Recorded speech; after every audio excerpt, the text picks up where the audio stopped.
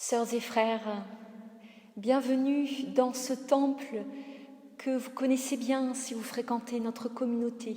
C'est le temple des Gros. Vous voyez, le soleil est là, la lumière est magnifique, et puis il y a ces fleurs qui signifient qu'aujourd'hui, le Christ est ressuscité. La vie est là, et je suis heureuse de pouvoir vous l'annoncer.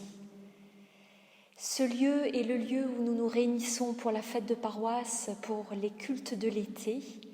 Et j'avais à cœur aujourd'hui, pour enregistrer ce message de Pâques, j'avais à cœur d'être là, dans ce lieu, où notre communauté est présente par l'esprit et vibrante par les beaux souvenirs que nous avons. Aujourd'hui, pour vous annoncer la résurrection et méditer avec vous sur cet événement du renouveau, je vous invite d'abord à entendre dans l'Évangile de Jean au chapitre 20 les 8 premiers versets.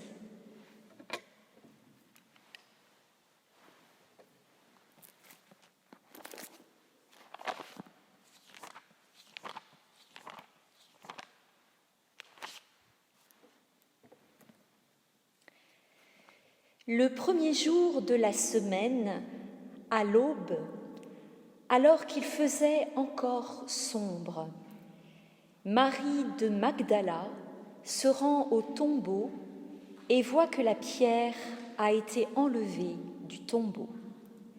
Elle court, rejoint Simon-Pierre et l'autre disciple, celui que Jésus aimait, et elle leur dit : « On a enlevé du tombeau le Seigneur, et nous ne savons pas où on l'a mis. » Alors Pierre sortit, ainsi que l'autre disciple, et ils allèrent au tombeau. Ils couraient tous les deux ensemble, mais l'autre disciple courut plus vite que Pierre et arriva le premier au tombeau. Il se penche et voit les bandelettes qui étaient posées là.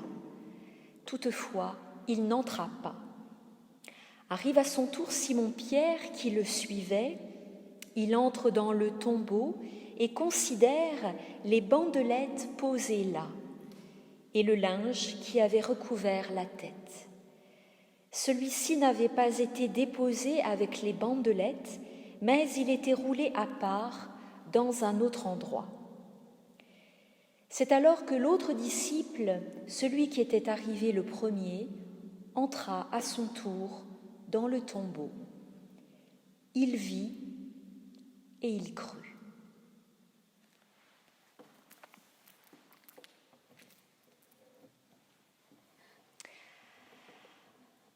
Alors, ces dernières semaines, je me suis beaucoup demandé ce que je pouvais dire en ce dimanche de Pâques 2020.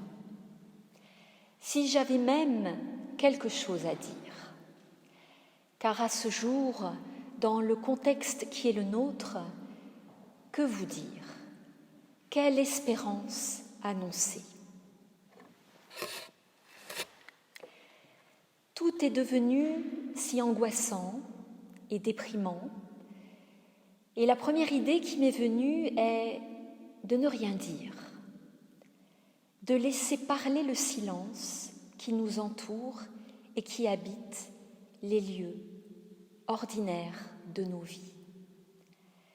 Car il vaut mieux parfois se taire et rester tout simplement là qu'oser dire l'impensable ou l'inaudible. Alors je vous propose de faire silence.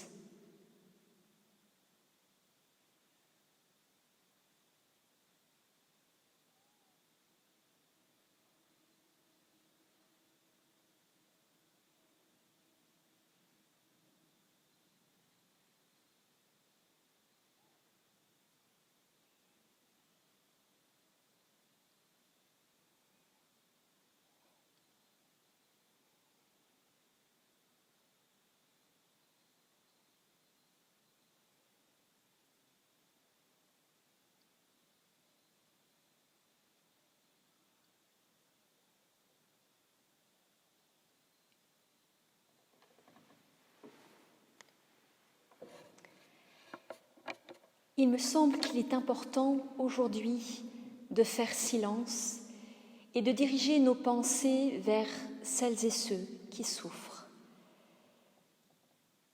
Dans nos familles, dans nos cercles d'amis, ici à côté de chez nous, en France ou bien partout dans le monde. Faire silence, c'est aussi poursuivre la démarche des 2 disciples qui se rendent ce matin-là au tombeau de Jésus. Après une course éperdue, ils arrivent dans ce lieu dont la pierre a été roulée, mais ce lieu demeure obscur. Là, au plus profond du tombeau, ils regardent, l'un à côté de l'autre, sans rien dire.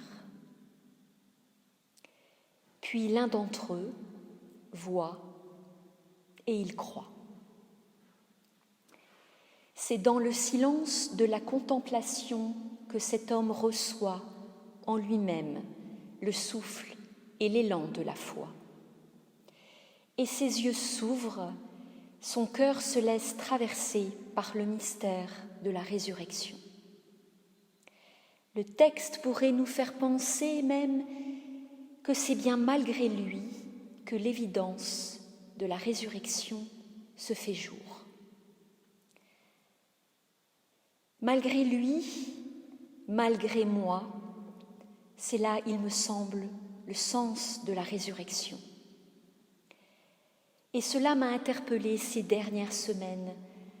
En effet, malgré moi, malgré le Covid-19, la nature me dit que la vie est là. Quand j'ouvre ma fenêtre le matin, avec ce soleil magnifique, la nature, il me semble, n'a jamais été aussi belle. Tout fleurit, tout refleurit, le renouveau se ressent à chaque recoin de verdure, à chaque chant d'oiseau que je peux enfin entendre. Alors j'ai de la chance parce que je vis dans un cadre de vie magnifique, où la nature est là, dans mon jardin, aux alentours du presbytère, et je remercie le ciel de pouvoir profiter, en cette période de confinement, d'un cadre qui me semble idéal. Pour beaucoup d'entre nous, hélas, il n'y a que peu d'espace pour vivre le confinement et les HLM sont le seul horizon possible. Alors ce cadre de vie confiné est pourtant lumineux, m'éclaire et m'inspire. Et j'ai l'envie de partager cette joie douce amère qui est quand même une joie. Notre monde est plongé aujourd'hui dans la ténèbre. Ses yeux sont obstrués par les bandelettes de la maladie, de la précarité ou tant d'autres maux. Le Covid nous ramène à chaque instant aux peurs en tout genre. Malgré cela, la vie continue, la beauté s'épanouit, la joie de ce jour nous appelle.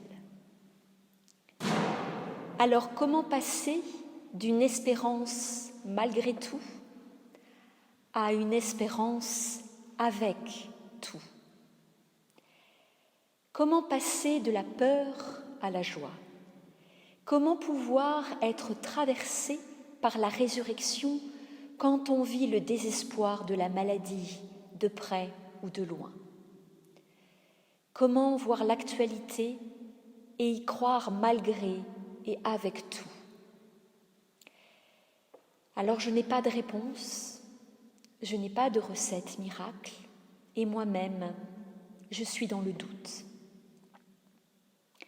Mais je vous propose une chose qui nous est possible, que rien, ni personne, ni la maladie, ni la peur, ni la mort ne peuvent nous enlever. Je vous propose de rêver. Parce que nous avons encore la capacité de rêver. Pour moi, le rêve, l'émerveillement même, sont une espérance. Parce que le rêve, c'est dire en quoi nous avons encore envie de placer notre confiance. Oui, rêvons ensemble, et peut-être que chacun d'entre vous a déjà fait un rêve. Pour ma part, ce rêve est assez simple, et pourtant, aucun pays, aucune époque, aucun régime, aucun gouvernement, aucun groupe d'individus même n'a pu le mettre en place et le rendre pérenne. Ce rêve, c'est celui d'un monde aimant. Un monde où nous mettrions en pratique la sagesse du Christ, aimer son prochain comme soi-même. Un monde ressuscité de ses cendres et libéré de ses chaînes. Ce rêve peut sembler dérisoire, comme le sont souvent les rêves. Beaucoup d'entre nous pensent, à juste titre, que le monde d'avant reviendra avec ses incohérences, ses souffrances, ses impasses, si ce n'est plus ou en plus grande intensité. Peut-être, mais qui sait vraiment ? Pâques ne nous enseigne-t-il pas que l'amour inconditionnel, signifié dans la résurrection du Christ, nous est donné malgré nous et surtout avec nous ? Cet amour ne nous empêche en rien d'être lucides et à la fois il nous convoque et nous exhorte à poursuivre nos rêves. Le désespoir n'a pas plus de poids que l'espoir. L'espérance a tout autant sa place que la désespérance. En ce jour d'un si beau renouveau, en ce si beau printemps, le Christ est ressuscité.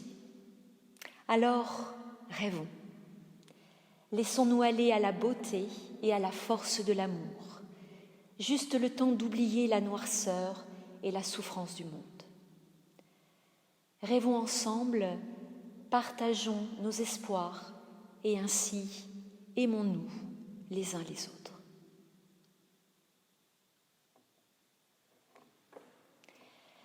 Et j'aimerais terminer ce moment avec une prière qui, je l'espère, nourrira et rejoindra votre rêve et votre espérance. Brisure dans ma nuit, peur éclatée, mort déchirée,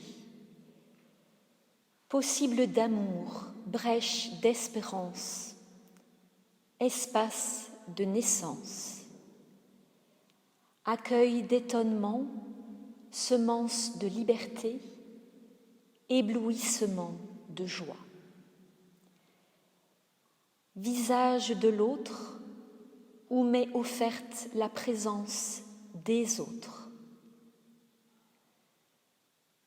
Grâce d'un jour, quête de chaque jour, à jamais. Amen.